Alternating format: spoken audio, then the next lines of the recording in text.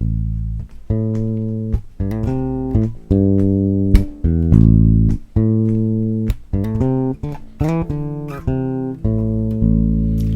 bass family, and welcome to Everything Bass. I really appreciate you stopping by, but we're going to talk about something that has been coming up more and more in comments and in direct messages to me. And honestly, gosh, for decades now. I'll meet people that are thinking about taking bass lessons and not, or just they'll come to a clinic that I would do at a music store and say, hey, I'm not going to be a pro bass player, so do I need to know scales and arpeggios? And, I never make fun of them. I never laugh at them, never demean them, because I was that guy. I was. When I first started playing, man, I got a bass, and like within a week I played a show. And it wasn't difficult music, but I started playing in top 40 bands, and I was blessed to play with an amazing band where everyone was better than me, and they all took me under their wing and showed me, how to do it. But I didn't know what I was doing. I was just mimicking. And it was great for a while. But every once in a while, they would say, take a little bass solo, Dale. And I know they were trying to be helpful to me, but I was scared because I could play so-and-so song, and I could play it exactly on the album, but I didn't know what I was doing. If I just described you, man, brother or sister, whoever is in agreement with me, I feel you. The biggest misnomer is that we learn more about music and we learn more about bass because we want to be professional musicians. So therefore, if we're not a professional musician, that's not our goals, we don't need that information. That's completely false. What we want is to have more fun playing our instrument. I think that's a good underlying general theme that we all can agree on. When we pick up our bass or we jam with others, we want to have a greater experience. And that experience sometimes is improved by knowing things like scales, arpeggios. They're a similar thing. I'm not going to get too off in the weeds, but the similar thing will come up about reading. Well, I'm not going to be a session bass player. I don't need to learn how to read. Well, that's the last thing. Why? I would suggest learning to read so you can widen your knowledge base, so you can get more materials. You don't rely on like real sloppy tab that doesn't really tell you anything other than where to put your finger on the fingerboard. It doesn't tell you, how loud to play it or how long to play the note or to play it as staccato or legato. These things are found in standard notation. I promise not to get off the weeds, and I'm pretty far off the sidewalk right now, so let me get back. So we're talking about scales and arpeggios. Do we need to know this, and why? And I'm hopefully today's video, I'm going to give you a thought process or something to kind of chew on mentally, and hopefully you'll see my point, but it's okay if you don't, and share it in the comments. Share your opposing view, and I'm not going to, everyone's view is valid. I might continue to try to stress why I think my views well, but I really learn a lot from when people come and say, no, I don't think this is important. But let me show you why I think, regardless if you're an amateur bass player, you're just playing in your bedroom, you're writing your own songs, you're a professional, whatever, why scales and arpeggios are important. So let's use the C major 7 chord. You'll see it here. Okay, when I would see, or someone I'm jamming with would say, oh, this chord is such and such. In this case, I'm just going to always use, today, to be clear, I'll use C major 7, but it could be any chord. But someone in the band says, hey, Dale, why don't you play a little cool bass line like Duff McKagan does at Sweet Child of Mine, and the chord's C major 7. In the early days, whenever someone told me that, I would play the root, the fifth, the octave, and back to the fifth. And, it's the power chord notes. So I would play this. And that's not enough. I mean, that's like on The Office when Kevin Malone decided not to use all the words. Why use many words when few do trick? That's like playing bass lines with just root 5 octave. There's not enough color, and it also is incredibly boring for both the player and the listener. So then I want to say, okay, well, what if you just learned how to play the arpeggios and you learned to play the root 3, 5, 7? So when C major 7 comes up, you now know to play this. Okay, and that's kind of cool, man.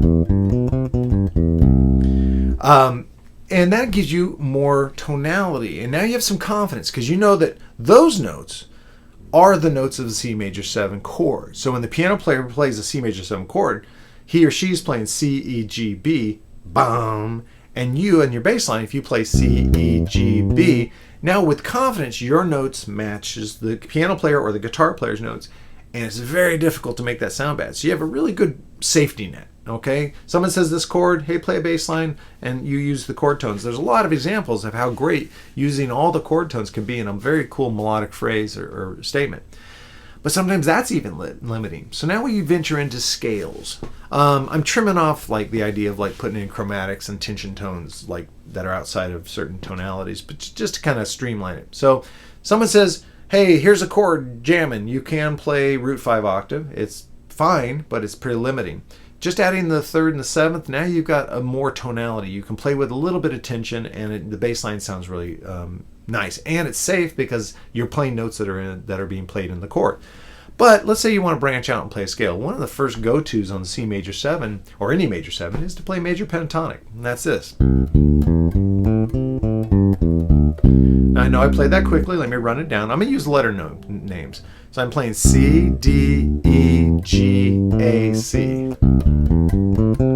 Just pause and rewind to get that down. So now we've added more notes that are outside of the arpeggio. You know, we've got this tasty little 2. On the C, it's the D. We got the major 6, the A, one of my favorite tones. So now we can play like the root 3, 5 octave. You know, in this case, that's the C major triad. But now we can add these other notes and get some cool values. And play some really cool phrases with that. Maybe we go and play the entire C major scale. Most players know this because almost every music book, every bass lesson, whatever, starts with the major scale. So now you've even added more notes beyond the chord tones. You're adding scale tones. Maybe you start to kind of mix and you use the Lydian mode. And the Lydian mode has a sharp 4, which gives you kind of a blues sound.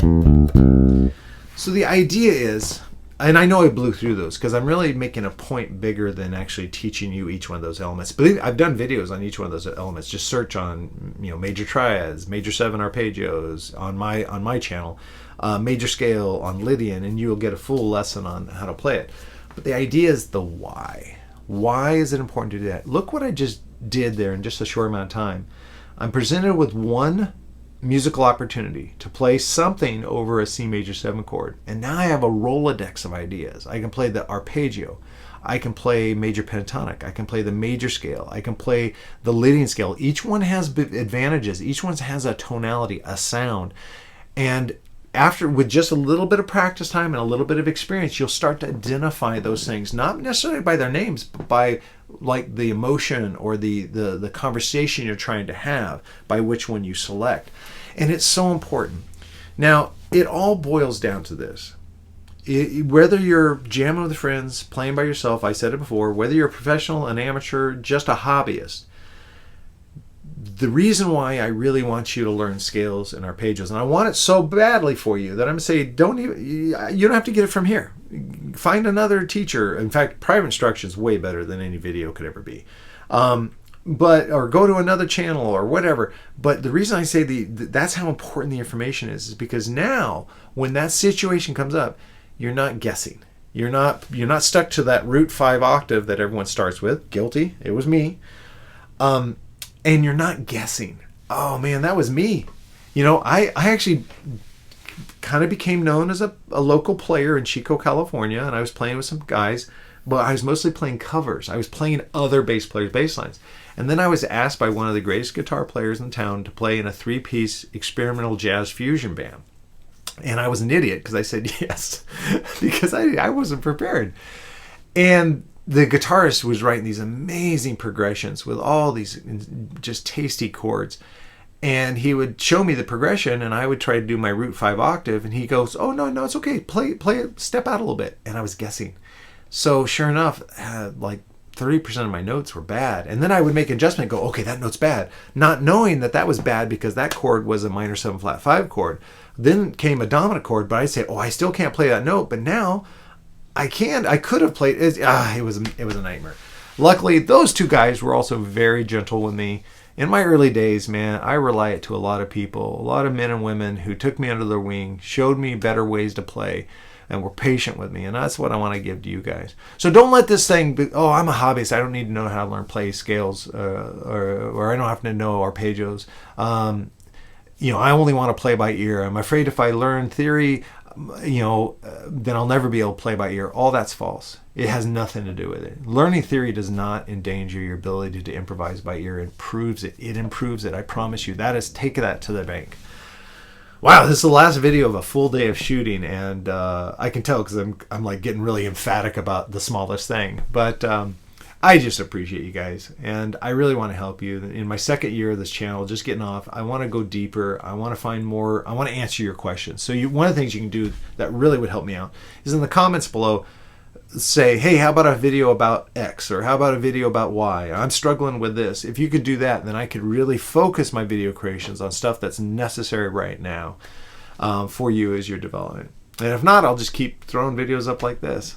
So don't let it, whether amateur, professional, session bass player, live touring bass player in the bedroom, whatever you are as a player, you should study as everything you can. Learn everything you can about it. I think I'm very emphatic about that because I'm living proof of it. If I never took lessons and I never went to Musicians Institute, I would still be playing in cover bands, and I would still wet my pants when someone turned to me and said, take a solo. It's better on this side of the fence, guys. So, all right, my brothers and sisters of bass, I thank you. I appreciate you. I'm so thankful that you guys are in my life. I want to get to know you all better. I look forward to our next video. Thanks. See ya.